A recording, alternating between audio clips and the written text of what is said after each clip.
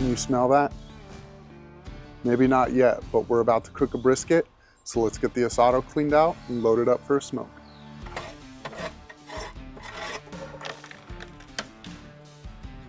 For today's cook, we're gonna be using some B&B hickory lump charcoal, and we're gonna get some wood chunks in there of mesquite and some hickory. I think it makes a really great blend, and it's gonna turn out great on this brisket.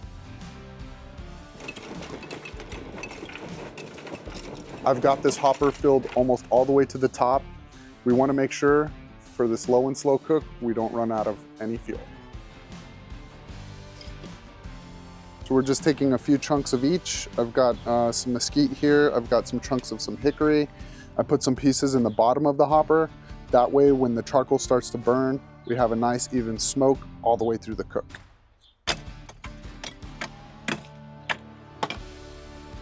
Now that we've got our fire lit, we're gonna let it burn for the next 20 to 30 minutes before adding the grill grates into the grill. That way everything is nice and up to temperature before we put the brisket in. We're shooting for about a temperature of 225. Oh, Texas, making me sweat while I work on this brisket. Prime beef brisket. It really doesn't get any better than that. And what you want to look for when you're picking out your brisket is really nice marbling. If it has marbling on the top, that means it's going to be nice and consistent all the way through the piece of meat. What else you want to look for is something that has a nice consistency all the way through. That way it cooks evenly. You don't want a flat to be really thin, or it's going to get really tough and dry on that side. Another thing to look for is the fat cap. We're gonna trim this down so that it has a nice consistency of about 1/4 of an inch all the way through, but you want something to start with there. Before you start trimming your brisket, you wanna make sure you have a couple sharp knives and keep the brisket as cold as possible. The colder the brisket, the less chance it's gonna start rendering to the ambient heat, and it's just gonna make it much easier to cut and safer as well. You can see we've got a couple things to trim up here, and where you really wanna start is taking a lot of this fat off. There's nice marbling all the way through this, so you don't need these huge pieces of fat on there. Some people prefer to leave it. They say it's not worth removing, but I really like to get it off of there. It makes a much better bite of barbecue. But it's really thick here, so we're gonna start by trimming some of this edge off here, cleaning up some of this loose pieces that might not survive the cook and just gonna burn up. And then we really wanna start to shape it so that it's aerodynamic. Don't be afraid to take a little bit off at a time. It's better than gouging into the meat, taking all that precious brisket and wasting it, but we don't waste anything here. We're gonna actually take these trimmings and turn them into the burgers. Luckily, we don't have to do too much trimming on this, but there's little bits here that I just wanna take off that I know are not gonna survive the cook. It's just gonna be little burnt pieces if you don't take them off now. Like I said, this is a prime brisket, so it's gonna have a lot of really great marbling in here. If you don't have a prime brisket, that's okay. Choice is really good too. As long as there's really good marbling there, you're gonna have a really juicy brisket, but prime is definitely the way to go.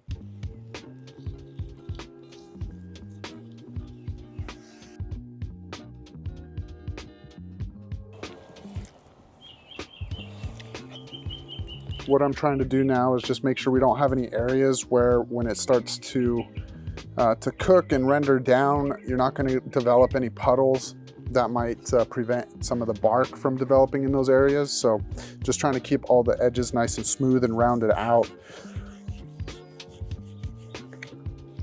Let's check out this fat cap. It's kind of hard to tell the consistency of it. So where you want to start is on these edges. Kind of just start pulling away at it. If you cut too deep, no worries here, but the best thing to do is a little bit at a time, and if you start to see some pink coming through, since the fat is transparent, you know that that's probably deep enough. Perfect. So what we want to do now is just give this brisket some shape. We've got it trimmed up, and we're just ready to give it its final shape. We're gonna round off the flat so that it fits onto the smoker. We'll be reusing all of these trimmings to make burgers, and we'll show you how to do that also. So I'm just kind of starting up here, and I'm gonna just kind of trace out the shape here before I cut into it too much. Just start kind of following that line. I know it looks like we're cutting a lot of this off. There's still gonna be plenty of meat here, but if we left it this large, it's not gonna fit into the smoker. All of a sudden, it just takes shape and starts to look like a brisket. A topic you never thought you'd probably hear about is aerodynamics in barbecue. We want to give it a rounded shape so that the airflow can flow around it evenly, and there's a lot of videos on aerodynamics in barbecue. Last couple little trims here, just rounding out these edges. This brisket is trimmed up and ready for seasoning. We're ready to start putting a binder on here so that we can get our seasoning to stick and adhere to the brisket. And if you're not a fan of a binder, you don't have to use one, but today we're using some old-fashioned mustard. Pro barbecue tip, something that I constantly forget to do and I make the mistake every single time, and it's really simple. Start with the backside. That way you don't season the top and then flip it over and ruin all that hard work. Start on the bottom. Trust me, it's gonna make it much easier. We're gonna take this mustard, trying to do it with one hand here. You don't have to apply a whole lot, but just enough to help that seasoning stick. There's a whole lot of controversy out there on binders. Personally, if you don't apply too much, I don't think it's really gonna change the flavor of your barbecue, and pretty much anything could work. Barbecue sauce, olive oil, cooking spray, whatever you have on hand is gonna be absolutely fine. You don't have to go out of your way to get anything different. So with this coated on the backside, I'm gonna go ahead and get our salt and pepper. And it's basically a 50% salt and 50% pepper to volume, not by weight. This is a huge piece of meat, so don't worry about over seasoning. You can't really go wrong with salt and pepper. Honestly, if there's another rub that you would prefer to use, completely up to you, but here in Texas, or should I say Central Texas, we really preferred our salt and pepper. After you cook your first brisket, I'm sure you're gonna become a little more Texan too. And I kind of feel like every single time I cook one, my accent just becomes a little thicker. This brings up another topic. When you're applying your rub, I think most people immediately think you rub it on. It's actually the complete opposite. You want to apply it generously and pat it on. You don't want to smear it and pull it. You just kind of want to push it into the meat, not rub it. You want to get all the edges. Do not neglect the edges, trust me.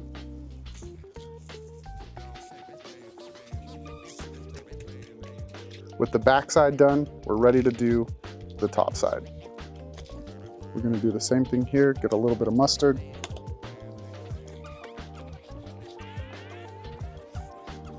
Ready for season.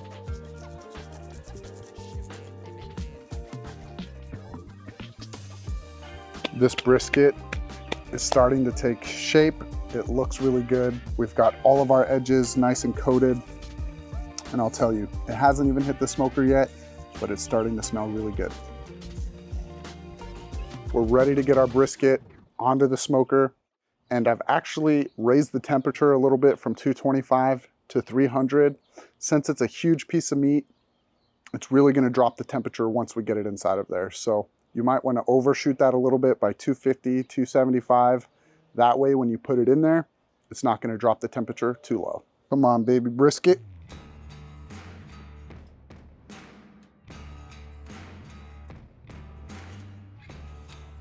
I've placed the point towards the back. It tends to get a little bit warmer towards the back, but after a few hours, we're gonna rotate it.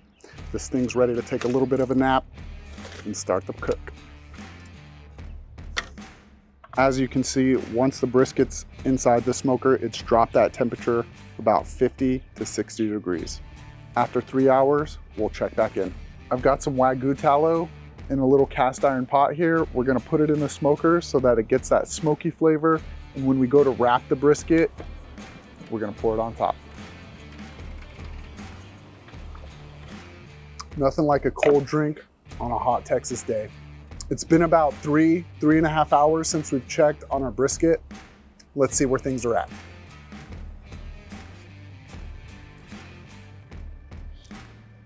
The saying goes, if you're looking, it ain't cooking. So we haven't even taken a peek at this thing, just been monitoring the temperature, making sure we're not getting any spikes or any dips, but excited to see where this thing is at. Whew. And that, my friend, is exactly what you want to see. This bark is starting to develop. That tallow is nice and smoky. You know it's going to be good. But let's grab an internal temperature. Checking the point here, 135, 140 here in the point. The flat, 140, 145. So things are cooking nice and even all the way through, but we're actually shooting for about 165 to 175 before we wrap it and smother it in that tallow. We'll check back in another hour. All right, it's been a few hours since we've last checked on the brisket. We've been holding a steady temperature, so let's check it out. Woo. And folks, that is what you call a meteorite from barbecue heaven. That bark is nice and developed, looking really, really good. You can tell the fat is becoming really nice and rendered here on the side. It's looking really good, but let's see where we're at as far as the temperature is concerned. You can tell when I push it in, it's really soft and easy. 165. We've kind of been stalled out here between 160 and 165. I'd say we're on the tail end of this stall. And if you don't know what a stall is, what it means is the brisket is releasing a lot of juices as the fat starts to render. So as those juices are starting to come out of the brisket, it's not allowing the temperature to rise in the brisket, so it kind of stalls. But the very most important thing that you can do if you run into a stall is absolutely nothing. Don't change the temperature, don't take it off, don't even worry about it. Hold your temperature and eventually it'll pull through. A whole 12 hours later, and I think we're ready to check this thing for its final temperature. We finally moved past the stall, and we should be right around that 165, 175 degree internal temperature. Let's see where we're at. And that is what you call a barbecue meteorite. 172, 185, 175. We're right around, it's time to wrap. Let's place this onto the butcher paper here. With our brisket on the butcher paper, we're gonna start smothering it with the smoked Wagyu tallow.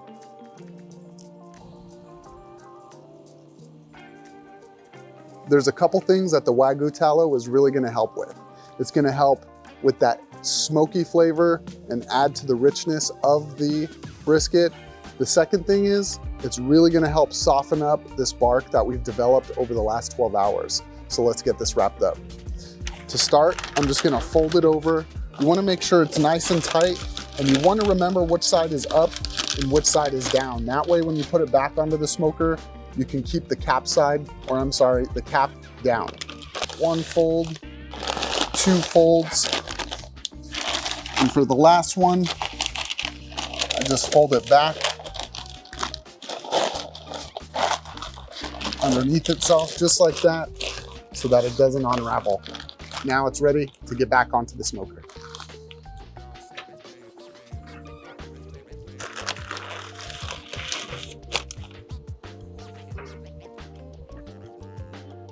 With the brisket wrapped in the butcher paper, it's not gonna develop any more bark or any more smoke flavor. It's really about just finishing it off to that internal temperature and letting that bark soften up with all that Wagyu tallow. It's been a long day, and the hard part of the cook is finally done. We've got it wrapped up in the smoker, ready for its final cook, but there's a couple things that I wanted to talk about.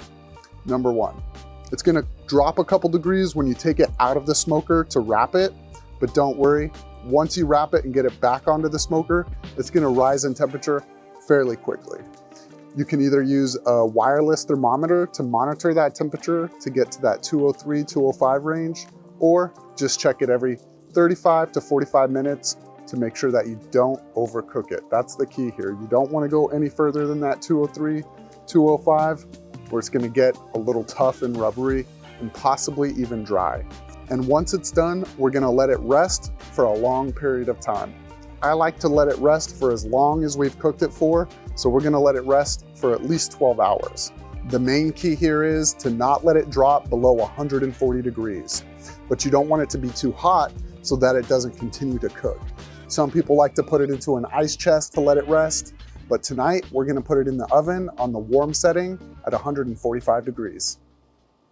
With our brisket almost done and ready to get put into the oven to rest, we wanted to make a barbecue sauce. Really great barbecue should never need a barbecue sauce, but it doesn't hurt to have a good one on hand. And there's nothing quite like making your own. So let's make a mustard-based barbecue sauce, and I'll show you how. 3/4 cup yellow mustard, a 1/2 cup of honey, a 1/4 cup of brown sugar, 2 tablespoons of ketchup, 1 teaspoon of garlic, a pinch of cayenne, a 1/2 teaspoon of salt, and a dash of hot sauce to your liking. We're gonna let this simmer for about 10 minutes. This barbecue sauce is gonna be tangy and sweet, but to some it might be liquid gold. The moment we've all been waiting for. The brisket's been hanging out in the oven for about the last 12 hours. Let's check it out. One thing I really like to do is just pick it up, and it should feel really just nimble and loose, which I can tell just from my fingers that it does. This thing is dripping with juices. Let's get it opened up. I like what I see already.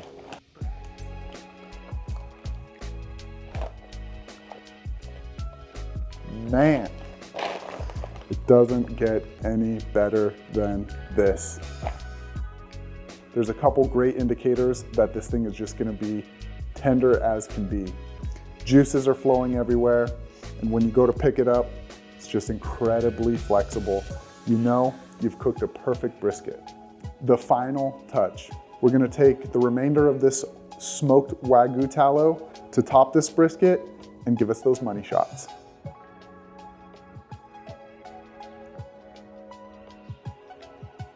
Tell me this isn't making your mouth drool. Looks absolutely amazing, and trust me, it smells even better. Before we cut into this brisket, which I'm dying to do, I wanted to talk a little bit more about that. Normally, you're gonna start at the flat and cut across the grain. Once you get about halfway into the brisket, you'll notice that the fibers start to run in the opposite direction. That's when you're gonna turn the point and start cutting it from that other direction. As I've mentioned, you would normally start cutting from one end of the brisket, working your way all the way through. But we do have other plans for this brisket, so today we're gonna start cutting it from the middle and start from there.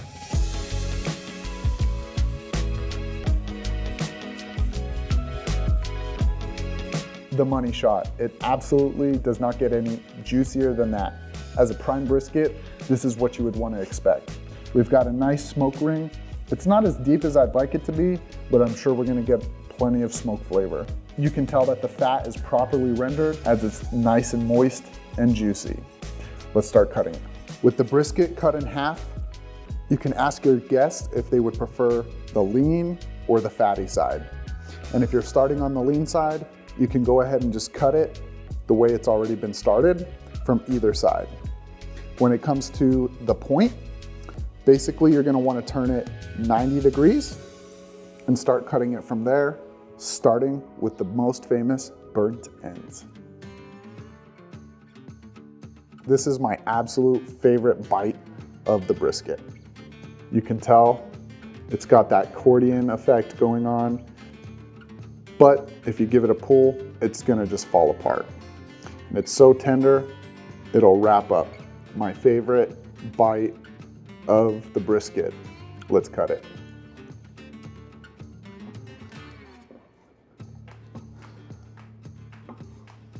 Some brisket sushi. Over the last 24 hours, this is the bite I've been waiting for. So good, all you can do is enjoy it. Absolutely moist, incredibly tender. It doesn't get any better than that with brisket. Cutting slices, you want to stay nice and consistent of about 1/8 of an inch to 1/4 of an inch. And it's like performing surgery. So you want to be very delicate not to rip the bark away from the brisket. So it might take a little bit of a sawing motion here. I've cut this one here at about 1/4 of an inch.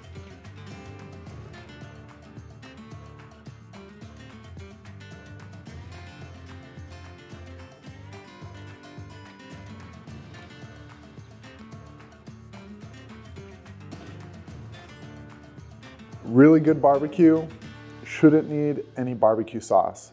But personally, I think a good barbecue sauce can help cut through some of the richness that you'll find in something as tender and juicy as this. Remember that barbecue sauce we made?